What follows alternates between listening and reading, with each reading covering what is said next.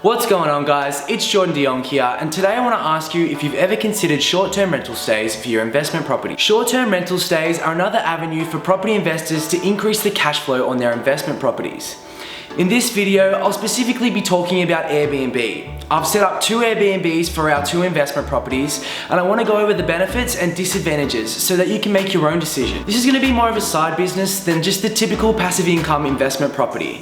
But with a small amount of additional effort, you can significantly increase the amount of income generated off your investment property. Now, this isn't going to be for everyone. But for those of you who want to fast track your positive cash flow so that you can reinvest into the next investment property, this may be an ideal solution. Over the past 6 months of hosting on Airbnb, we've nearly doubled what we would have got if we had just typically rented out our investment property. Regardless if you rent your property out in the typical fashion or if you use short-term rental stays, you're still going to have to pay your mortgage, council rates, and strata fees if they apply.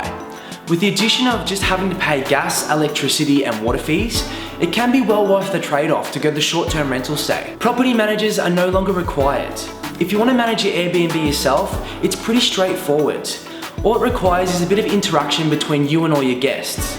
From the point of initial interaction to check out, it's around 10 to 30 minutes of just talking to them, sending them messages, making sure everything's okay, giving them check-in details. So it's not that much conversation, and generally it's just repeat conversation, so you can have saved messages. You're pretty much getting free advertising. There's no more display board costs or website listing fees. It's in Airbnb's best interest to fully occupy your house.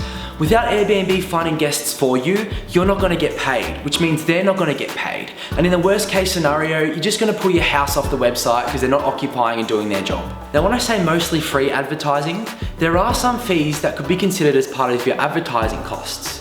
Whenever you get a booking from Airbnb, they're going to charge you a hosting fee. And this is just basically because they've gone out and got new views for your listing, which has generated a booking, which has given you a guest, which has occupied your house. So they're going to charge you for that, and that could be considered as part of the advertising costs. Another cost is something like professional photographers. So if you go out and get a high quality photo, you're going to get more views on your listing, which means you're going to get more bookings, which means you're going to get more occupancy, which means you're going to get paid more.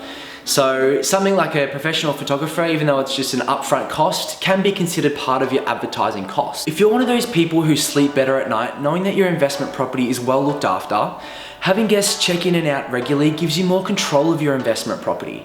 You can go in more regularly, check it out, see that there's no damage, see that there's no maintenance, make sure everything's getting cleaned properly and looked after, your appliances are well looked after and maintained.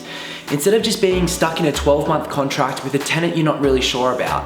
And if they're not looking after your property, 12 months of abuse could cost you getting a whole new paint job at the end of the leasing fee, or having to redo the carpet or floorboards or whatever you've got in your property. It can be a big expense if you've got someone in for 12 months who isn't looking after your property. This is all due to the ability of having better selection of who stays in your property. Airbnb are great with having certain security and restrictions on their listings. So depending on how strict you want to be, you can set requirements or house rules, or guests must give you answers for questions that you need to know before they can stay in your property. You can even have interaction and chat with all your guests before they even come to stay. So you can ask them who's coming, why they're coming, are they coming for business, are they coming for family, are they coming to go into the city and go to a tourist destination. You can have all that and make sure you're comfortable with their situation before you accept their booking. Airbnb also provides insurances for all of their listing.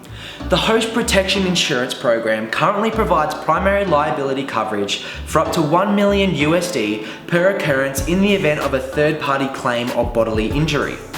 The Host Guarantee currently provides property damage up to $1 million USD for every host and every listing at no additional cost, giving you peace of mind that your investment property is always going to be insured in the worst case scenario. The day after your guest checks in, you get fully paid upfront on the spot.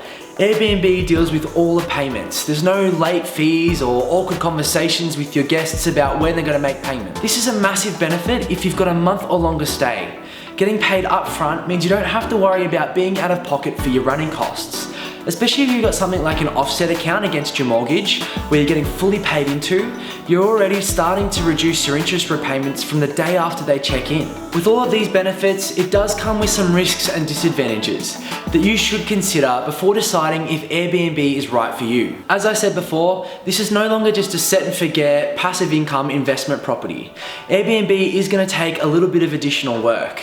But if you've got consistent bookings and you're making some good returns, you probably could consider even automating most of the process. Although I don't really consider anything just being a passive income.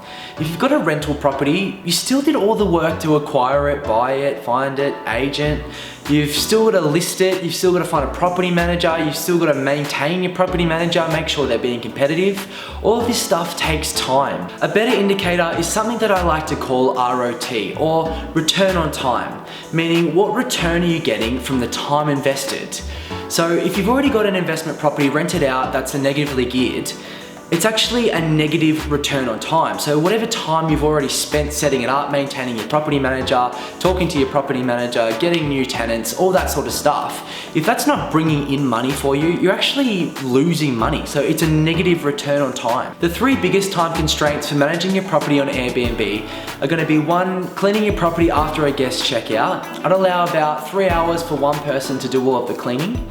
The second one is going to be communicating to all of your guests, and as I said before, it's going to be about half an hour from the point of initial interaction to the end of checkout.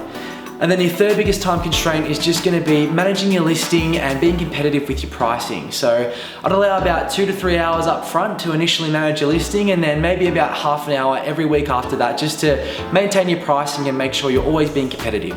Now, all of these things can be fully automized. You can go out and find a cleaner who not only cleans your house from top to bottom, but is happy to wash the sheets and the towels for you and put new sheets on for the next guests. You can find a co-host who's willing to communicate with all the guests for you and manage your listing and make sure that the photos are up to date and the descriptions are accurate. You might have to pay them a little bit, but they can do it all for you. And then there's actually heaps of pricing tools out there that'll help make your listing more competitive in the current market. Setting up an Airbnb can be pretty costly. Depending on the feel and the vibe that you want to go for, having to fully furnish a property can be expensive. But there are some things that you can do, like picking out key pieces that are going to pop out on your photos. More attractive photos means you're going to get more bookings. So I wouldn't recommend just going to IKEA and Kmart to fully furnish the place out. A good indication on the properties that we've set out, they're both 2-bedroom townhouses and they've cost around 10 to 15 grand to fully furnish. Low occupancy rates are another risk you're going to have to face. Having no one booked in your house for an entire month can be a little daunting. And although I said it's in Airbnb's best interest to fully occupy your house, if you're not competitive with your pricing, you're not going to get as many bookings and you're just going to get the drips and drabs of the guests that other people in your area don't want to host. If you consistently monitor your pricing, which just means looking at other hotels, motels, and Airbnbs in the area, you can be more competitive and you can minimize this risk completely.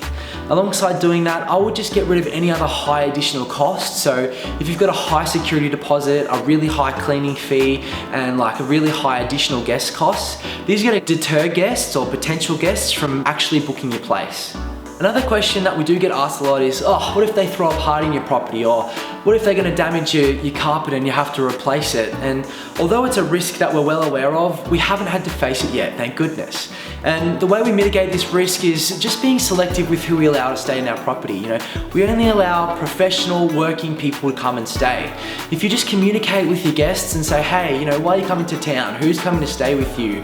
Where are you going to be working? Where are you going to be traveling to while you're there? You know, those sorts of questions, make sure that your guest is legitimate and they're only coming and having good intentions for staying at your property. Banks don't consider the income from Airbnb before the first 12 months. Like any small business, you need 12 months of good, reliable transaction history for the banks to go, okay, this is a reliable source of income. So if you think that 2 months of high rental returns from Airbnb is going to significantly increase your borrowing capacity, think again. Future laws and regulations might be something else that you have to watch out for. Right now in Victoria, the laws are pretty relaxed and you're only going to have an issue if you Airbnb under a body corporate. And really they can only get you if you've got consistent noise complaints or you're causing unease to the communal living area. In these particular situations, other residents under the same body corporate can then take the issues to VCAT. However, they're going to need significant proof of the noise complaints and the unease to living conditions. And you can mitigate this risk completely just by selecting your guests. If you don't have rowdy guests, you're not going to have complaints and you're not going to have issues with the other residents. Now these are the current laws and they may significantly change in the future. Your final risk is going to be setting up an Airbnb that doesn't have demand for short-term rental stays.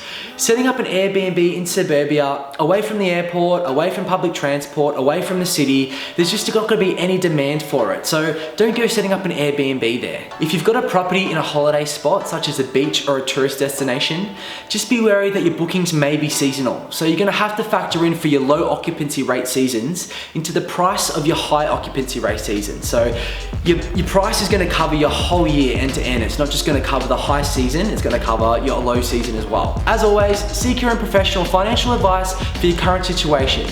These videos are just my opinion and the way that I've achieved the results that I have.